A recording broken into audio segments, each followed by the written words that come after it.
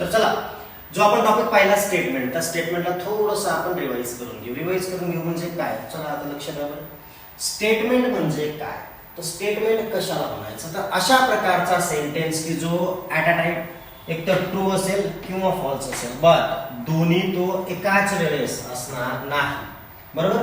मग एक्झाम्पल जसं की असर्टिव्ह डिक्लेरेटिव्ह सेंटेन्स हे ट्रू और फॉल्स असतात, त्याला आपण म्हणतो स्टेटमेंट. याला काय म्हणतो आपण? स्टेटमेंट. ठीक आहे. मग हे उरलेले सरतील हे काय आहे? तर यांना म्हणायचं नॉट स्टेटमेंट. का बरं? कारण की यांच्यामध्ये डिक्लेरेटिव्ह नाही आहे. यांच्यामध्ये आपल्याला एकतर कमांड आढळेल, रिक्वेस्ट आढळेल, इम्पेरेटिव्ह सेंटेन्स. जर क्वेश्चन आढळला तर इंटरोगेटिव्ह सेंटेन्स, जर एक्सक्लेमेशन आढळला तर एक्सक्लेमेटरी सेंटेन्स. ठीक आहे, आला लक्षात? तर चला, जो आपण टॉपिक पाहिला स्टेटमेंट, त्या स्टेटमेंटला थोडंसं आपण रिवाइज करून घेऊ. रिवाइज करून घेऊ म्हणजे